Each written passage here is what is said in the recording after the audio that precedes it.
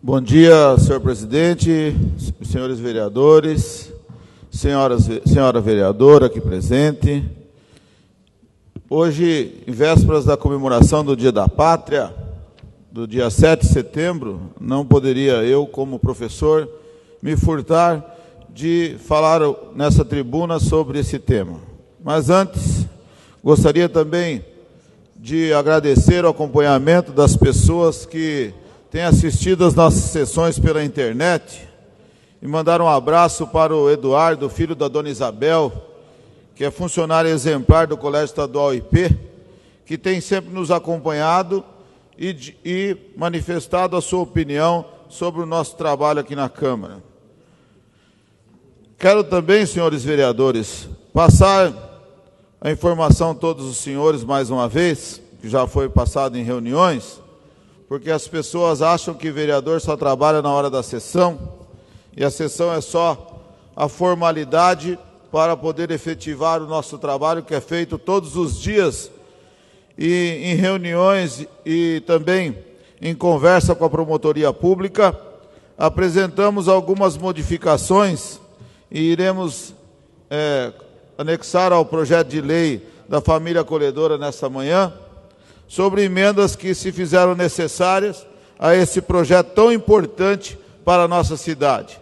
A família acolhedora vem suprir uma necessidade para que as nossas crianças em estado de abandono, as nossas crianças em estado de risco, de violência familiar, ou até do falecimento dos pais que hoje se encontram em abrigos, possa ter uma família onde que ele possa ter um exemplo, ele possa ser socializado e que possa também um dia ser adotado por alguma pessoa e esse menino ou essa menina possa realmente fazer parte da nossa sociedade e não ficar simplesmente depositado em um abrigo. Que ela possa ter uma convivência familiar, que ela possa ter exemplos bons. E para isso, essa lei da família acolhedora, que será implantada em nossa cidade, vai trazer bastante benefícios a todos nós. E as emendas que nós fizemos, enquanto Comissão de Educação, enquanto Comissão da Criança e do Adolescente, é a seguinte: emenda modificativa, que está sendo feita em nome de todos os vereadores.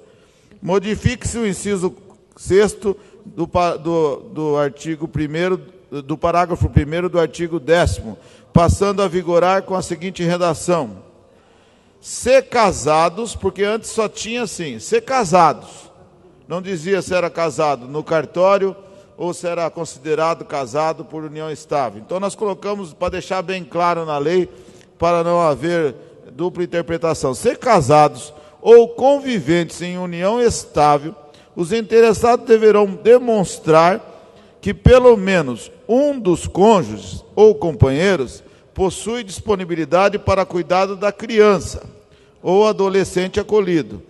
Ou então, que isso não tinha no artigo anterior, ou então, que há estrutura familiar que permita, ainda que ambos os cônjuges ou companheiros trabalhem fora, que a criança ou adolescente receba os cuidados necessários. Ora, se nós criamos os nossos filhos, o casal trabalhando fora, por que na hora de acolher uma criança tem que ficar um casal em casa só cuidando da criança? Não. De repente nós temos lá o empregado doméstico, a pessoa que trabalha na nossa casa, ou pessoas da própria família que possam também fazer esse papel. Então não há obrigatoriedade de que um dos cônjuges fique totalmente à disposição de uma criança, sendo que nem no nosso tempo de criar os nossos filhos nós ficamos totalmente disponíveis. Então a mudança é essa. Ou então que há estrutura familiar que permita, ainda que ambos os cônjuges ou companheiros trabalhem fora, que a criança ou adolescente receba os cuidados necessários. Quem que vai analisar isso daí? A assistente social da promotoria pública, que vai visitar a residência da pessoa interessada em acolher, em fazer essa... Isso vai ser uma graça de Deus para a pessoa poder fazer essa benfeitoria na vida de um cidadão. Isso é participar efetivamente da cidadania de um país e querer ver um mundo transformado, da importância da família acolhedora.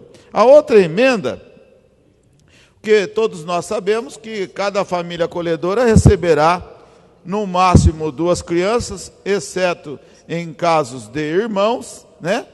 E que deverá receber uma contribuição mensal do poder público para o sustento dessa criança. Mas, de repente, tem família que não precisa dessa contribuição. Então, a gente colocou aqui o parágrafo único do artigo 14.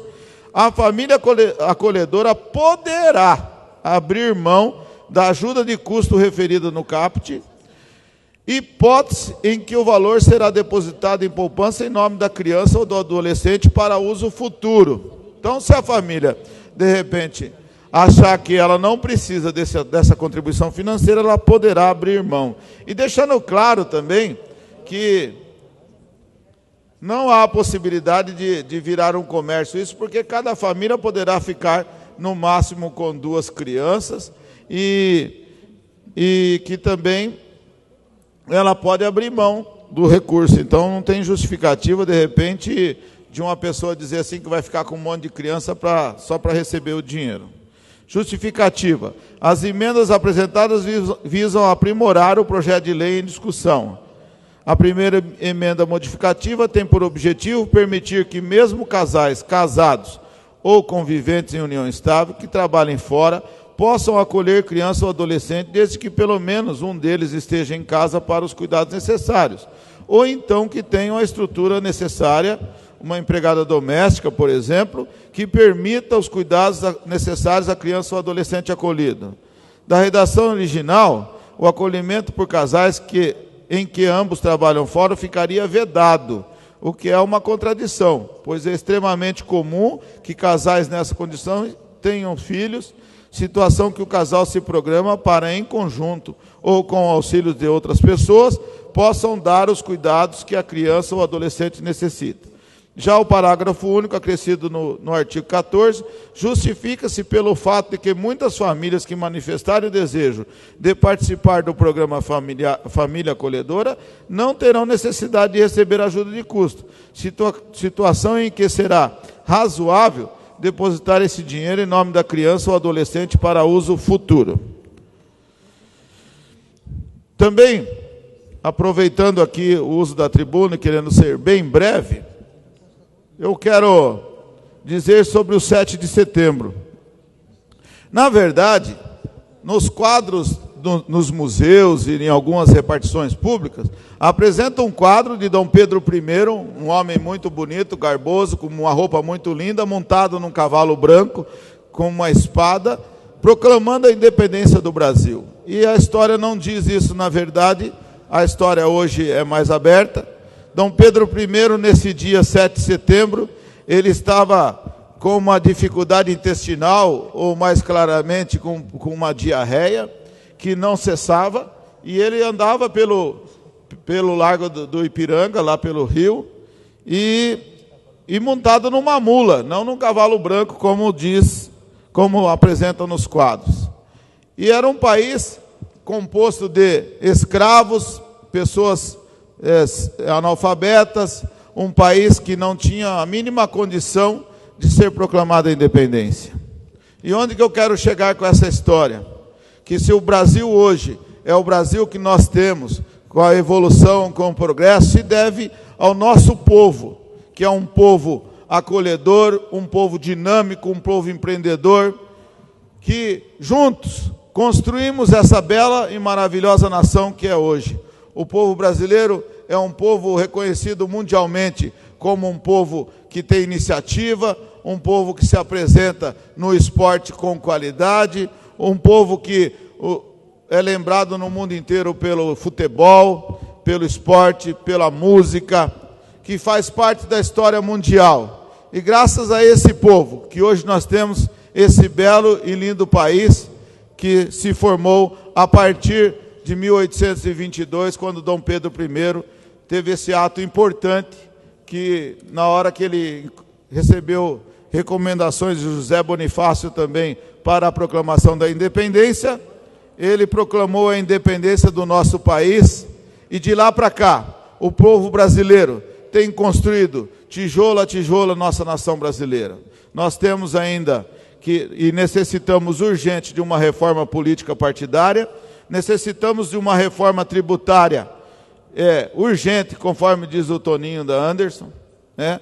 A gente precisa mesmo, nosso nível de imposto é muito grande, precisa se estabelecer uma forma de arrecadação de impostos única, em que possa ser viabilizado todas as necessidades do nosso país.